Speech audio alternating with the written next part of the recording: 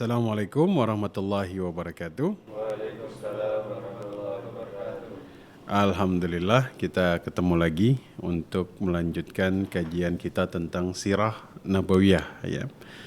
Jadi kita sudah bahas tentang sejarah bangsa Yahudi ya, itu sekitar 2 sesi. Nah, sekarang kita sudah mulai masuk kepada sejarah bangsa Arab ya. Nah, ada satu kitab yang ingin saya kutip di sini ya. Kitab Zaujat Anbiya. Itu ditulis oleh Syekh Dr. Mustafa Murad. Ya, beliau ini termasuk salah seorang guru besar Universitas Al-Azhar Mesir. Ya, jadi awal kemudian nanti sejarah bangsa Arab ini bermula adalah pada saat Nabi Ibrahim. Nabi Ibrahim awalnya menikah sama Sarah. Ya, kemudian tidak punya anak, maka kemudian mereka punya pembantu atau seorang wanita yang tugasnya itu membantu Sarah yang didatangkan dari Palestina, dari daerah Kanaan, namanya Siti Hajar. Ya. Nah, karena Nabi Ibrahim ini nggak punya anak, ya, akhirnya kemudian istrinya Sarah meminta kepada Nabi Ibrahim agar kemudian menikahi Hajar, ya, menikahi Hajar. Nah, ketika sudah menikah, barulah kemudian nanti punya seorang anak yang bernama Ismail. Ya, kata Al-Imam Ats-Tsa'labi, ya, Imam Tsa'labi ini ahli tafsir. Beliau hidup pada 350 Masehi ya, sampai 430 bukan Masehi ya, Hijriah sampai 430 Hijriah ya, yang dikatakan turunlah perintah Allah untuk apa? Untuk membawa Ismail dan Siti Hajar ke Makkah, ya, ke Makkah. Ya. Jadi pada saat itu kota Makkah adalah tempat yang tidak ditumbuhi oleh apapun. Ya, mungkin teman-teman kalau sudah pernah ke Makkah sudah bisa lihat secara geografisnya ini secara garis besar ya berbatu. Ya, tidak ditumbuhi oleh apapun. Mungkin sekarang yang kita lihat itu keadaan yang sudah berubah ya. Kalau kita berbicara zaman dulu maka itu belum ditumbuhi oleh apapun. Ya, maka nanti berjalanlah. Jadi ini bukan naik mobil, bukan naik pesawat seperti zaman sekarang. Ya, itu jalan kaki. Bisa dibayangkan Nabi Ibrahim, Siti Hajar bawa anaknya yang masih bayi, ya, itu berjalan kaki, ya, luar biasa. Saya membayangkan zaman dulu ketika mereka berjalan kaki untuk kemudian mentaati perintah Allah, ya. Kalau zaman sekarang, ya, luar biasa, nggak ada yang kemudian bisa melakukan itu sebagai bukti ketaatan, ya, bukti ketaatan. Kenapa? Karena perjalanannya itu sangat jauh. Ya, mereka itu harus melewati beberapa negara, Jordania, ya, kemudian Syria, ya, kemudian Palestina, ya, sampai di Makkah. Ya. Kan kalau dalam Al-Quran itu biwadin ghairi dzi zar'in inda baitikal muharram. Ya, itu berjalan kaki untuk kemudian membawa sebagian anak keturunannya Ibrahim di tempat yang kemudian tidak ditumbuhi oleh apapun, ya, tidak dihidupi oleh siapapun. Ya, ini bahasanya itu biwadin ghairi dzi zar'in, tempat yang tidak ditumbuhi oleh apapun. Berarti itu kemudian sangat gersang sekali di sana. Ya, maka kemudian kata Imam At-Tabari dan Ibnul Athir, ya, mereka sampai di sana, ya. Kemudian Nabi Ibrahim ini meninggalkan istri yang kemudian sangat beliau cintai, anak yang sangat beliau nanti-nanti, itu ditinggalkan, ya. Kata Imam At-Tabari, ya, dan Ibnul Athir, itu ditinggalkan di sana pada saat itu, ya, hanya diberikan bekal 1 kantong air dan 1 kerat roti saja. Ya. Kalian mau ditinggal di pinggir jalan tol misalnya, kemudian saya bilang ini bekalnya ya air 1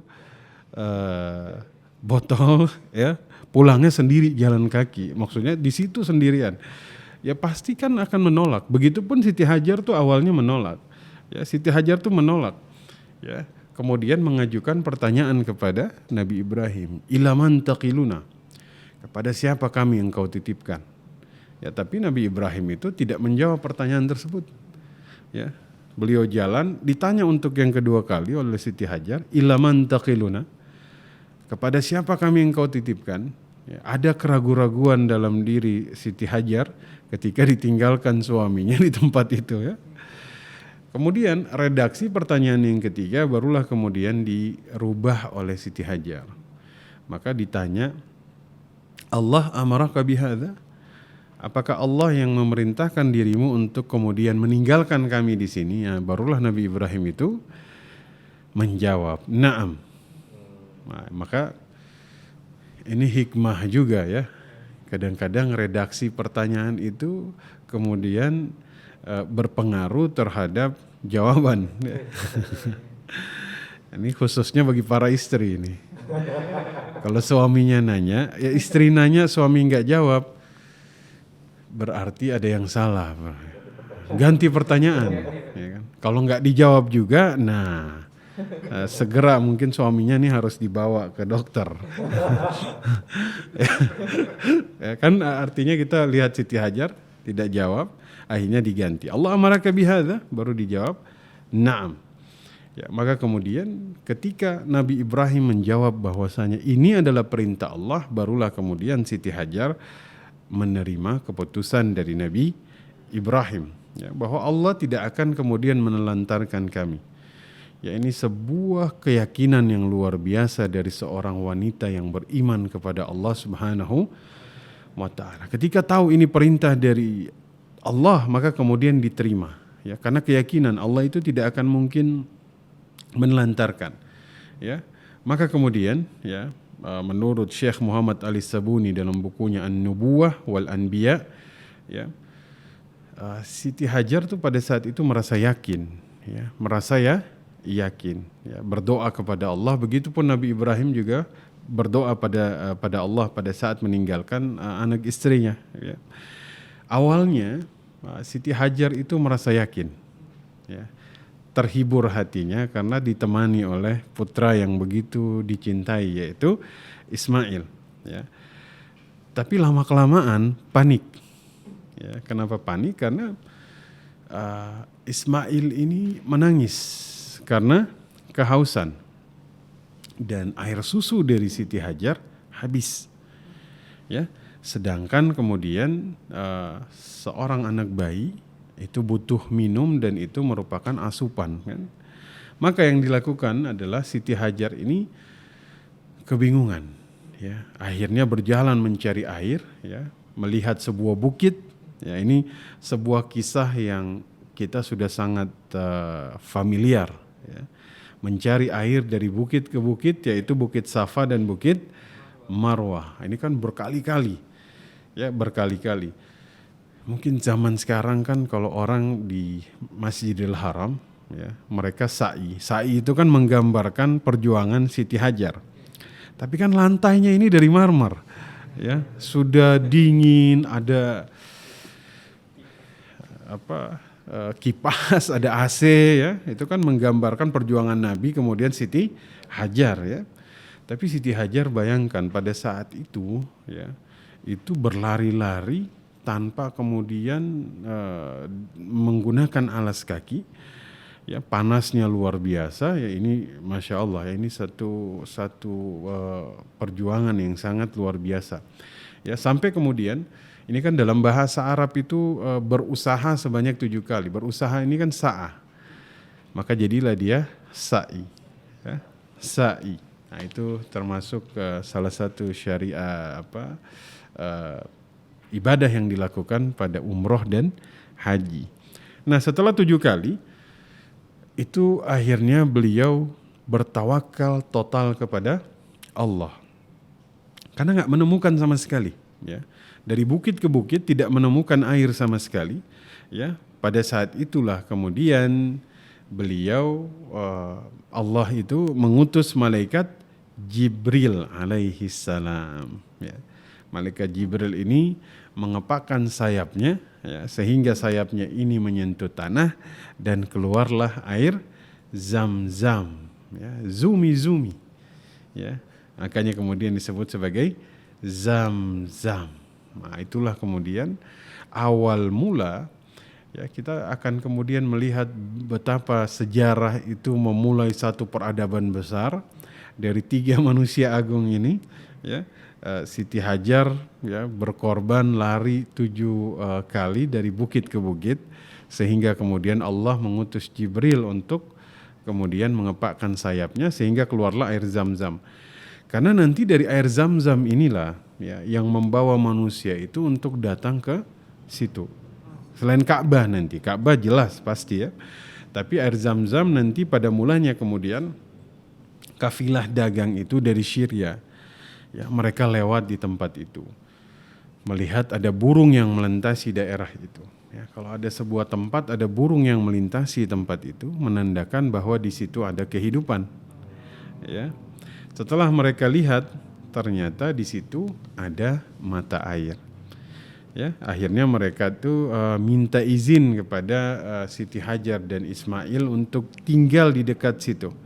Ya, untuk tinggal di dekat situ, sehingga akhirnya bersama-sama, ya, mulailah sebuah peradaban besar yang kita kenal sampai sekarang, ya, di mana nanti diutus nabi yang terakhir, rasul yang terakhir itu diutus dari situ.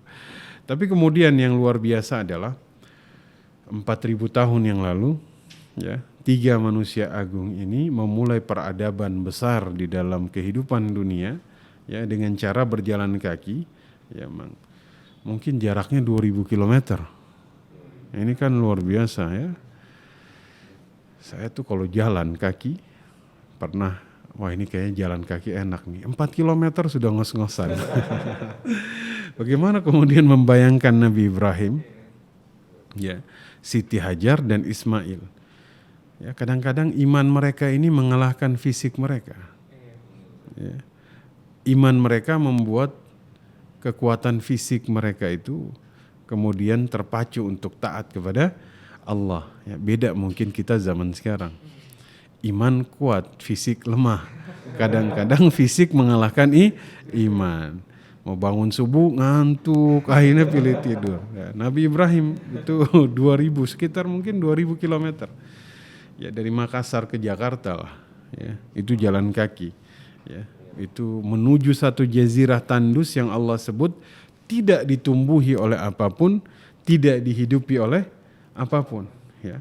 Jadi kalau kita membayangkan bagaimana sebuah peradaban besar itu dimulai, ya, mereka bangun Ka'bah, ya, sehingga dari generasi ke generasi sekarang itu berubah tempat itu menjadi sebuah daerah yang membawa satu peradaban besar bagi umat Islam, ya. Jadi Ka'bah dulu yang hanya ditawafi 3 orang, sekarang berapa orang yang tawaf? Masya Allah, setiap hari itu puluhan ribu, ya, bahkan mungkin bisa mencapai ratusan ribu orang yang bertawaf setiap hari, ya. Walaupun pandemi sekarang, ya, yang tawaf itu sedikit saja, ya, tapi kemudian setiap tahunnya itu jutaan orang, ya, jutaan orang. Jadi ini sebenarnya merupakan doa Nabi Ibrahim. Jadi Nabi Ibrahim itu ketika kemudian pada saat beliau membawa Siti Hajar dan Ismail ke situ, beliau berdoa, Rabbana inni askantu min dzurriyyati biwadin ghairi dzi zar'in inda baitikal muharram. Rabbana liyuqimus shalah faj'al af'idatan minan nasi tahwi ilaihim. Ya, jadi Nabi Ibrahim berdoa, ya Allah, sesungguhnya aku membawa sebagian dari anak keturunanku untuk tinggal di sebuah lembah yang tidak ditumbuhi oleh apapun, ya. Kemudian di sisi rumahmu yang suci, yaitu Ka'bah, ya, agar mereka mendirikan salat, ya. Maka penuhilah hati sebagian manusia dengan cinta kepada mereka. Surat Ibrahim ayat yang ke-37. Nah, inilah yang terjadi. Tadinya 3 orang yang tawaf, sekarang berapa orang? Jutaan, ya. Sehingga hati kita ini selalu kemudian merindukan untuk bisa berada di kota Makkah, ya. Jadi ini luar biasa betapa doa Nabi Ibrahim ini Allah kabulkan satu persatu pada saat itu, dan semuanya dikabulkan, ya. Jadi Nabi Ibrahim berdoa semoga Allah itu menjadikan hati manusia cenderung dan cinta kepada kota Makkah. Terbukti keinginan terbesar setiap orang Muslim, setiap orang Islam di atas muka bumi adalah bisa datang ke Ka'bah. Ya.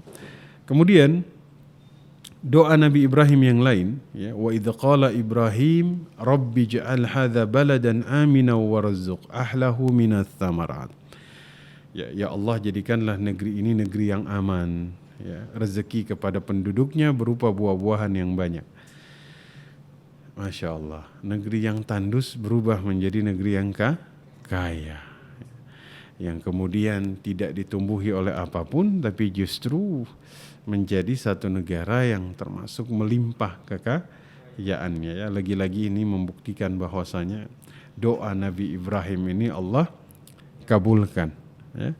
Kemudian ketika Nabi Ibrahim diperintahkan oleh Allah, wa'azin finnas, ya, serulah kepada manusia untuk datang ke kota ini, ya, ya'tuka, ya, rijalan wa ala kulli dhamir ya'tina min kulli fajjin amiq, ya. Jadi panggillah manusia untuk datang ke kota ini untuk melaksanakan ibadah haji. Ya, maka ibadah haji itu ibadah paling tertua di atas muka bumi. Ya. Ibadah paling tertua yang ada di atas muka bumi. Pertama kali Nabi Ibrahim alaihi salam. Ya, jadi haji itu sudah ada sebelum zaman Nabi Muhammad. Ya, di sini dikatakan mereka akan mendatangimu, ya, jutaan orang akan datang, ya, menyambut panggilan Allah, rijalan, berjalan kaki, ya, wa ala kulli dhamir, menunggangi unta-unta yang kurus dan lemah, ya. Ini luar biasa. Ya'tina min kulli fajjin amiq, datang walaupun dari lembah yang paling terdalam, walaupun dari lembah yang paling jauh, ya. Ini menandakan bahwasanya mereka akan datang memenuhi panggilan Allah, ya, yang disuruh oleh Nabi Ibrahim walaupun dari jarak yang sangat luar biasa jauh, ya. Kita kan orang Indonesia, cita-citanya itu bisa berangkat haji, ya. Yang punya uang, ya, yang tidak punya uang, ya, cita-citanya satu, berangkat haji, ya. Yang tinggal di daerah pedalaman sekalipun cita-citanya berangkat haji. Bahkan ada yang berangkat haji itu pertama kali dia keluar dari daerahnya, pertama kali naik pesawat terbang, ya itulah pada saat naik haji, ya. Nah, itu kan luar biasa, ya. Tidak pernah naik, bahkan mungkin nggak pernah naik kendaraan, mobil, ya. Tapi kemudian seakan-akan memenuhi panggilan ini, ya, walaupun dari tempat yang terjauh dengan keterbatasan yang luar biasa, ya. Ini luar biasa sekali, ya, karena memang semua orang ingin dosanya diampuni, ya, sehingga salah satu kebaikan yang didapatkan dari orang yang berangkat haji itu yaitu dihapuskan seluruh dosanya, ya, seperti dilahirkan dari perut ibunya kembali. Ya, ini tidak bisa dilakukan oleh medis, ya, mengembalikan suatu keadaan seperti semula begitu, ya. Ini kan tidak bisa dilakukan siapapun, ya kan? Tapi kemudian kata Nabi SAW, orang yang berangkat haji menyuruh panggilan Allah itu pahalanya seperti dilahirkan dari perut ibunya kembali, suci, ya. Maka dulu itu ada namanya Uwais Al-Qarni. Mungkin teman-teman pernah dengar nama beliau, ya. Beliau ini terkenal. Nabi belum pernah ketemu, tapi Nabi berwasiat, pesan kepada sahabat, ya, nanti ada satu orang kalau dia datang ke sini kalian minta didoakan oleh dirinya, ya. Kalian minta doa dari dia. Padahal Nabi belum pernah ketemu dengan dia. Siapa namanya? Uwais Al-Qarni. Beliau ini tidak disebut sebagai as-sahabah, tidak disebut sebagai sahabat Nabi, ya, karena sahabat Nabi itu ada beberapa syarat. Laqiyan Nabi, ketemu dengan Nabi, ya. Musliman, dia muslim, wa mata alal Islam. Dia wafat dalam keadaan Islam. Uwais Al-Qarni tidak memenuhi syarat yang pertama. Tidak bertemu dengan Nabi. Maka dijuluki sebagai kibarut tabi'in. Ya. Karena tidak bertemu dengan Nabi. Kenapa? Karena waktu Nabi masih hidup, ya, sezaman dengan Nabi. Tapi tinggalnya di Yaman. Ya, waktu itu beliau sedang merawat ibunya yang sedang sakit. Ya, sehingga ketika haji tiba, ya, beliau gendong ibunya dari Yaman sampai ke kota Makkah. Masya Allah. Ya, kadang-kadang pengorbanan mereka di dalam ketaatan ini sangat besar, ya, sangat kemudian menginspirasi kita zaman sekarang. Yang kira-kira kita bisa melakukan hal-hal seperti ini? Mudah-mudahan Allah berikan, ya, Allah berikan, ya, karena pada saat itu memang mereka ini memang berada pada lingkungan atau situasi yang kemudian bukan berarti situasi kita sekarang menghalangi kita untuk ibadah, tidak. Ya, seperti yang sudah kita bahas, ya, Asiyah istrinya Fir'aun jadi wanita yang salehah walaupun ada di lingkungan Fir'aun, orang yang mengaku dirinya sebagai Tuhan, ya, suaminya. Sehingga kalau kita lihat secara umum, wah, sangat kecil kemungkinan dia bisa menjadi seorang wanita salehah. Tapi apa yang terjadi? Allah itu seakan-akan memberi contoh agar kita ini tidak merasa berkecil hati, ya, ketika berada di lingkungan yang tidak bisa membuat kita mendekat kepada Allah. Ya, maka ketaatan-ketaatan ini sangat luar biasa. Nah, jadi pada saat itu memang berdoa kepada Allah Nabi Ibrahim, Rabbana taqabbal minna innaka antas sami'ul alim, ya. Ketika membangun Ka'bah itu berdoa, ya Allah, ya Rabb, terimalah amal saleh kami, sesungguhnya Engkau Maha mendengar lagi Maha mengetahui. Ya, maka disitulah kemudian dimulai kehidupan di kota Makkah, ya. Nabi Ismail, Nabi Ibrahim dan Siti Hajar, ya, dan Siti Hajar. Nah, nanti, ya, setelah kemudian Nabi Ibrahim ini meninggal, ya, jadi Nabi Ismail alaihi salam ini kemudian yang mengurus Ka'bah, ya. Nah, tapi beliau itu menikah, ya, istri yang pertama diceraikan karena tidak memberi makan kepada Nabi Ibrahim yang suatu saat datang. Istrinya tidak tahu kalau ini ayah Nabi Ismail, yaitu Nabi Ibrahim. Nah, nanti istri yang kedua ini itu seorang wanita dari kabilah Jurhum. Kabilah Jurhum ini kabilah dari istrinya Nabi Ismail, ya. Itu asalnya dari Yaman. Nah, maka mereka ini menguasai kepengurusan Ka'bah ini dalam jangka waktu yang cukup lama. Sehingga, ya, nanti orang-orang mulai datang mengunjungi Ka'bah, ya, pada saat itu, sampai kemudian banyak terjadi pelanggaran yang dilakukan oleh kabilah Jurhum ketika mereka menguasai kepengurusan Ka'bah, ya. Jadi dulu itu Ka'bah ini dia tidak memiliki atap, ya, atau kemudian orang itu bisa memasukkan apa saja di dalam. Jadi bangsa Arab itu kalau datang mereka haji, mereka suka memasukkan atau taruh hadiah-hadiah di situ. Maka kemudian kabilah itu mencuri hadiah-hadiah yang dibawa oleh jamaah haji pada saat itu. Nah, jadi dicurilah sama mereka, diambil, ya. Itu kezaliman, ya, sampai puncaknya, ini puncak dari pelanggaran yang mereka lakukan, ya. Itu pernah terjadi perzinaan di dalam Ka'bah. Ya, perzinaan di dalam Ka'bah yang dilakukan oleh namanya Isaf dan Nailah. Itu laki-laki dan perempuan dari kabilah Jurhum. Ya, itu kemudian dilaknat oleh Allah Subhanahu wa taala menjadi batu. Dilaknat. Karena mereka berzina di dalam Ka'bah, Baitullah. Ya. Bukannya Jurhum kabilah ini mengambil ibrah dari sini, justru mereka meletakkan kedua yang sudah dilaknat jadi patung ini, yang satu ditaruh di Bukit Safa, satu di Bukit Marwah, ya.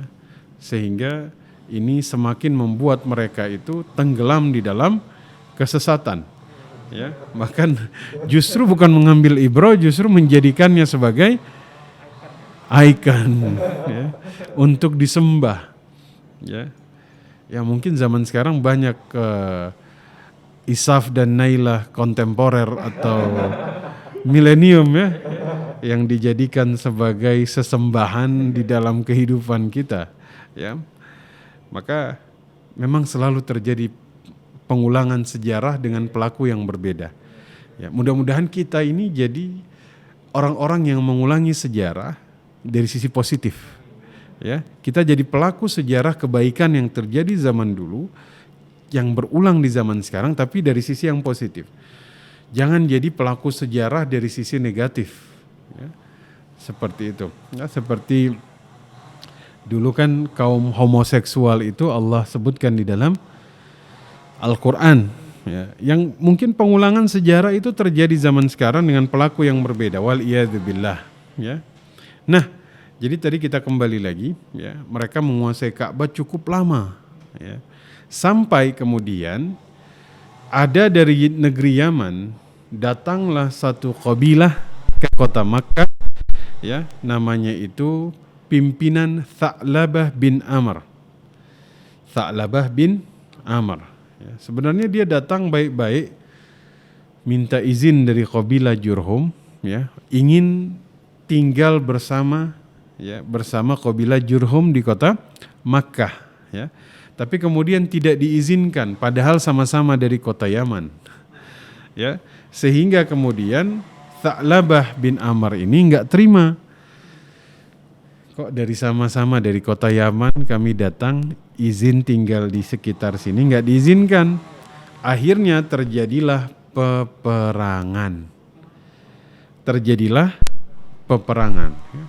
Peperangan ini terjadi sehingga kemudian kabilah yang dari Yaman ini, Al-Khuza'ah namanya, Tha'labah bin Amr, mereka menang. Otomatis mereka lah yang kemudian mendiami dan mengambil alih kepengurusan Ka'bah, ya. Nanti Tha'labah bin Amr itu sakit, pergi ke Syam, menitipkan kepengurusan kepada keponakannya itu namanya Rabi'ah bin Haritha bin Amr Al-Khuza'ah. Nanti ini penguasaan Ka'bah sangat lama di dalam penguasaan kabilah Khuza'ah. Itu sekitar dalam Sirah An-Nabawiyah fi Dhaw'il Masadir Al-Asliyah itu dikatakan terjadi perpindahan kekuasaan, ya, yang berpindah dari kabilah Jurhum ke kabilah Khuza'ah, ya. Itu nanti kesyirikan, maksudnya berhala itu mencapai puncaknya nih pada kabilah Khuza'ah ini.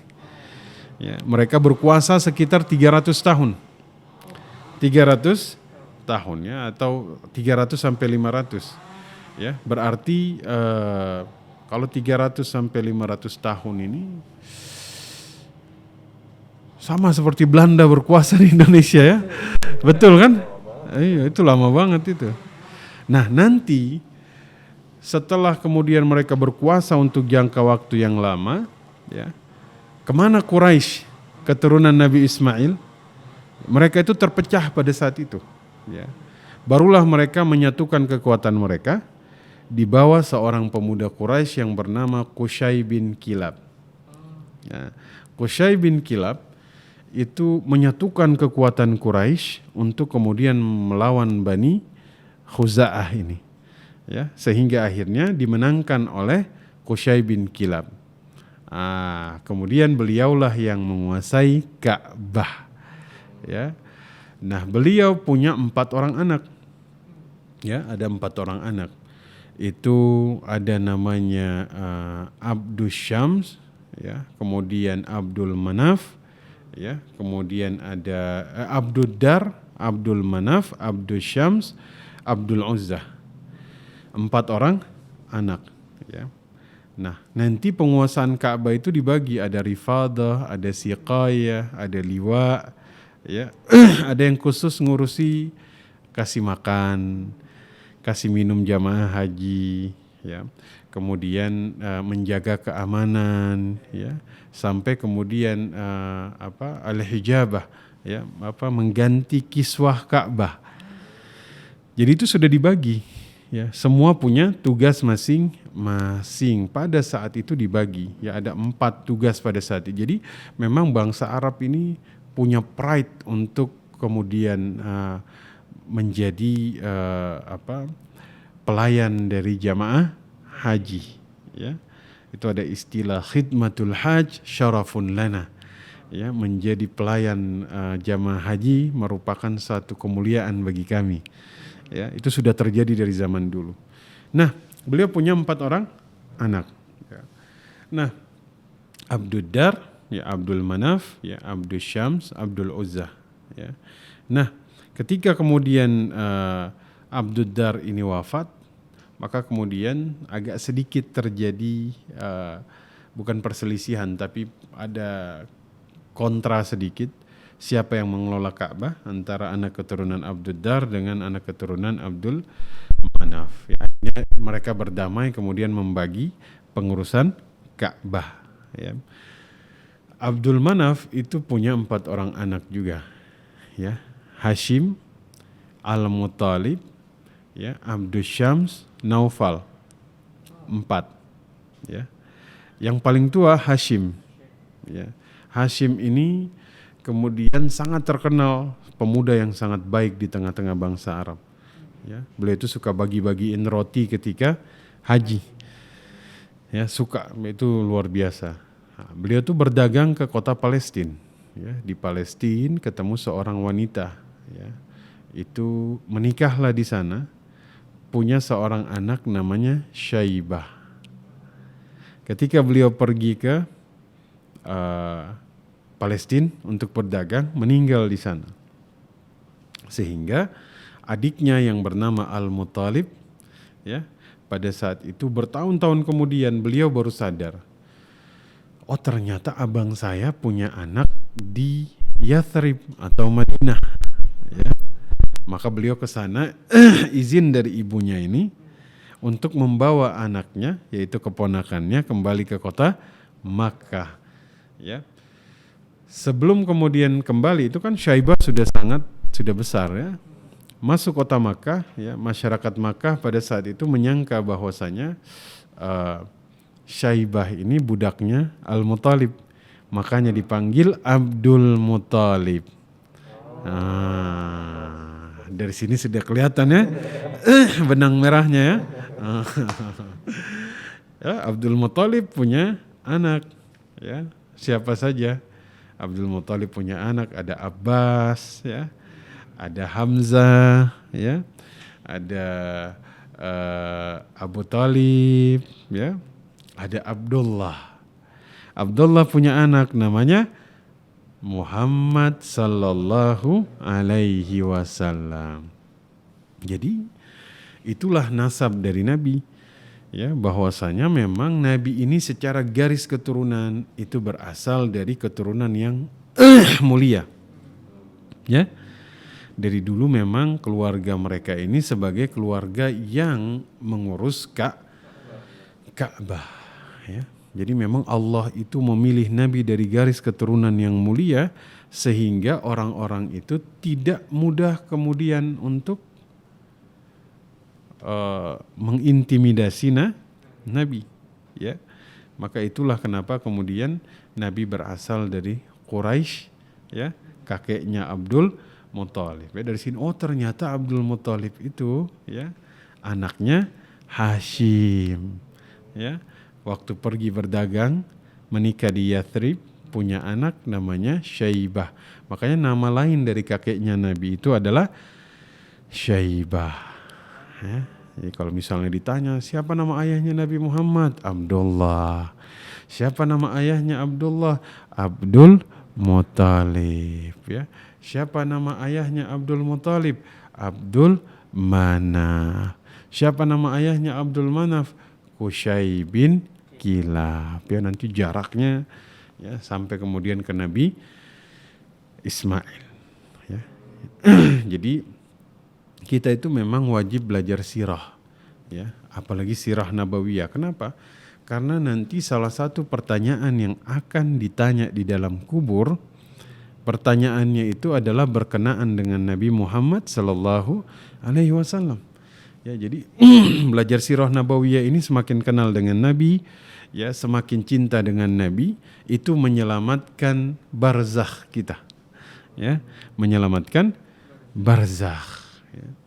Jadi dulu tuh ada seorang badui, ya, dia tanya sama Nabi, ya Rasul, mata sa'ah, kapan kiamat katanya. Kapan kiamat? Kata Nabi, wa ma'adatta laha, kapan, apa yang sudah engkau persiapkan? Saya tidak, bekal saya biasa-biasa saja. Ibadah saya hanya yang wajib, tidak yang sunnah seperti yang lain. Tapi kecintaanku kepada dirimu melebihi kecintaanku kepada diriku sendiri. Maka muncul satu perkataan Nabi yang dikatakan oleh Anas bin Malik, ya, kami begitu gembira mendengar jawaban Nabi atas pertanyaan badui tersebut, anta ma'aman ahbabtah, engkau akan bersama orang yang engkau cintai di akhirat. Ya, jadi kita belajar sirah agar kita semakin kenal dengan Nabi, ya, sehingga kemudian kita bisa menjawab pertanyaan dari malaikat nanti di barzakh, ya, bahwa di barzakh ada fitnah kubur, yaitu pertanyaan demi pertanyaan. Salah satunya, apakah kalian kenal dengan orang yang diutus kepada kalian, yaitu Nabi Muhammad sallallahu alaihi wasallam. Jadi dari sini kita sudah melihat, ya, sejarah tentang dimulainya peradaban bangsa Arab yang dimulai dari 3 orang manusia agung, Ibrahim, Siti Hajar, Ismail, ya, yang mendiami satu tempat yang tidak ditumbuhi oleh apapun, ya, kemudian berdoa semoga Allah menjadikan hati manusia cenderung kepada kota ini. Allah menjadikan manusia itu, kota ini menjadi kota yang kemudian dilimpahkan dengan rezeki buah-buahan. Semua Allah buktikan, ya, bahwa peradaban itu akan selalu tumbuh, Islam akan selalu tumbuh dan berkembang. Selain Islam tidak akan pernah tumbuh, dia akan mati kemudian terlupakan. Ini sejarah ribuan tahun yang lalu.